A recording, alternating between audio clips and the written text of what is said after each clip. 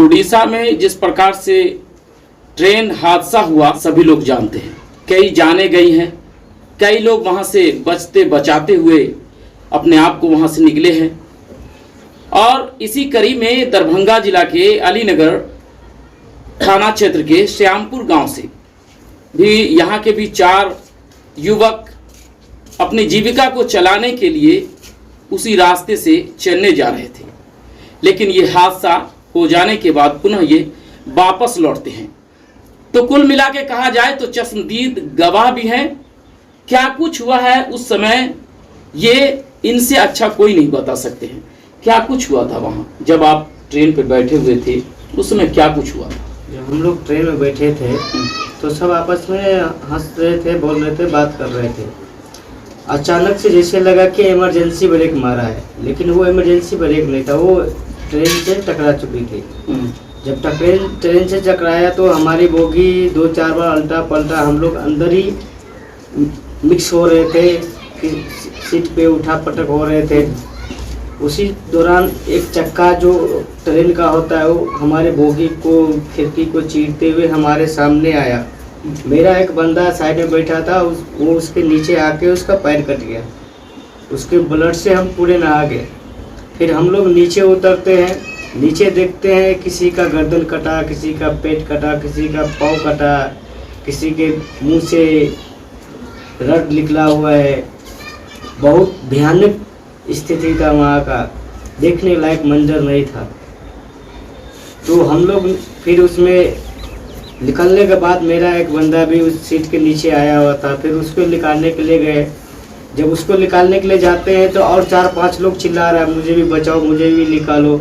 हम और एक बंदा मिलके 5 से 6 आदमी को उससे झीक पाया जितना हमसे हो सका। खुद मैं चोटिल था, उसके बावजूद मैं 4-5 को उससे निकाला। उसके बाद अपने आप को भी संभाला। जो स्थिति थी वो स्थिति के अनुसार जो है कुछ दिमाग नहीं काम कर रहा था कि क्या करूं। फिर जब उससे निकल के बाहर आया, मैं भी पूरा ब्लड से भीना हुआ था। उसी के कुछ देर बाद रेस्क्यू टीम आई, हम लोग को लेके गई हॉस्पिटल, वहाँ ट्रीटमेंट हुआ। उसके बाद से जो है वहाँ का मंजर देखने लायक नहीं था। वहाँ का मंजर देखने लायक नहीं था। जो बच गया वो भी देख के हार्ट अटैक से मर गए। कितने लोग थे आप लोग? हम उसमें अपने घर के 4 आदमी थे। अभी कितने लोग गांव पहुंच चुके हैं? हम तीनों घर पहुंचे। एक आदमी गांव का वो वहीं अस्पताल में उसका ट्रीटमेंट चल रहा है। क्या नाम है आपका? मेरा नाम पप्पू यादव है। संतोष कुमार यादव। चारों लोग सकुशल वापस लौट आए हैं? नहीं, तीनों लोग हम लेते हैं। एक का पता नहीं वो कौन सा हॉस्पिटल में है, वो मेरे 4 हॉस्पिटल में मरीजों को ले गया, उसमें से शायद किसी हॉस्पिटल में होंगे। मेरे हॉस्पिटल की जो हॉस्पिटल में हमें एडमिट किया गया, हम 2 ही थे। इनको उसी टाइम पुलिस वालों ने हमसे ये बिछड़ गया।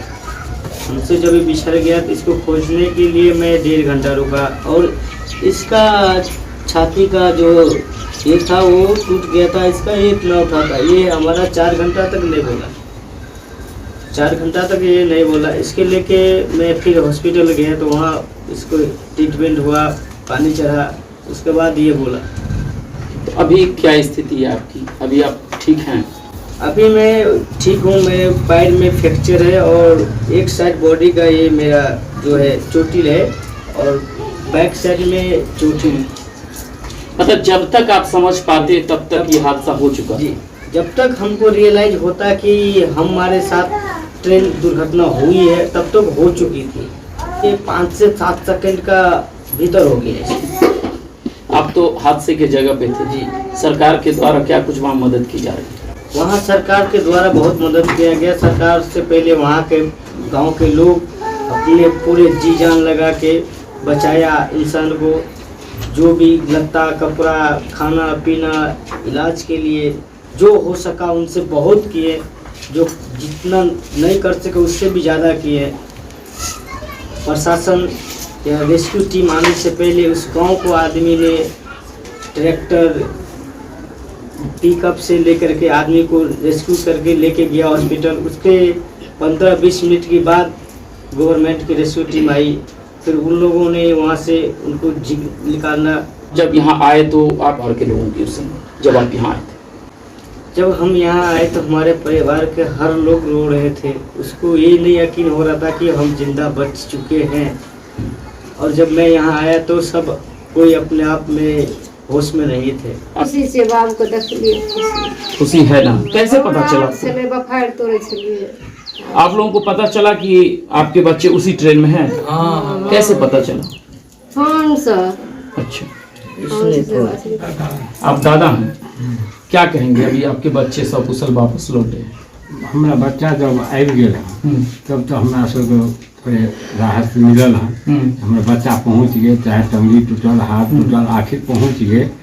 खुशी के बाद एते काल सब काने छल, रुए छल, सब बोल भरत दै छलै, तैयो ककरो नहि मन भरै छलै हँ। और आब सबके इसके आने के बाद गांव के लोगों का देख रहे हैं धीरे धीरे तांता लगता हुआ नजर आ रहा है। लोग देखने के लिए आ रहे हैं। हाँ, लोग देखने के लिए पूरा गांव के लोग आ रहा है, सौर कुटुंब जितना रिश्तेदार है वो सारे लोग आ रहे हैं। इस पूरे प्रकरण में हम जानने का प्रयास करेंगे, क्योंकि आप एज ए पत्रकार भी हैं और आपका घर भी है यहाँ, और पूर्व में यहाँ सरपंच भी रह चुके हैं, लगातार राजनीति से जुड़ाव भी रहा है। तो इस प्रकरण में आप क्या कहेंगे? रेल हादसा, इस रेल हादसे को लगता है मुझे कि सालों साल याद रखा जाएगा। कई लोग अपनी जान गंवा चुके हैं। निश्चित रूप से इस शताब्दी की ये बहुत बड़ी घटना है और इससे पूरा देश मर्माहत है।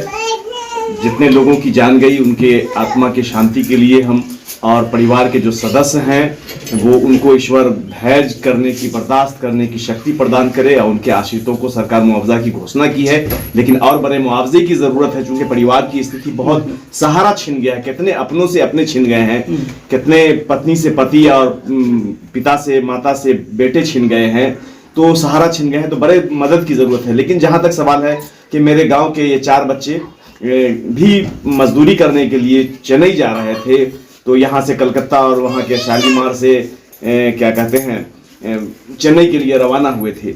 इस घटना की खबर जो बच्चा बहुत ही सुरक्षित रूप से वहाँ से निकल सका था, उसने जैसे दे दिया, ये गांव जंगल के आग की तरह पूरे गांव में फैल गई। और गांव का कोई भी ऐसा एक व्यक्ति नहीं था जो इस सदमे में, इस परेशानी में, इस दुख में शामिल नहीं था। सभी लोग उनके परिवार और घर की ओर जा करके कुशल क्षेम ले रहे थे। धीरे धीरे वस्तु स्थिति से अवगत भी लोग हुए। पता चला कि लोग चोटिल हैं, जख्मी हैं और उनका उपचार हो रहा है। लगातार लोग संपर्क में रहे। मैंने भी संपर्क किया तो दिल को थोड़ी तसल्ली मिली कि सही उपचार हो रहा है और इन लोगों के लिए सरकारी स्तर से रेल प्रशासन हो या राज्य सरकार हो, इसकी ओर से व्यवस्था की गई है। ये लोग वहां से रेल प्रशासन के माध्यम से और फिर बाद में बिहार सरकार के माध्यम से ये जिला मुख्यालय तक भेजे गए हैं। यहाँ से परिजन जाकर के इन लोगों को लाए हैं। परिवार तो बड़ा गमज़दा था, बड़े दुख में था, खाना पीना छोड़ करके लोग चिंता में था। लोग ढाढ़स देने वाले, समझाने वाले समझा रहे थे।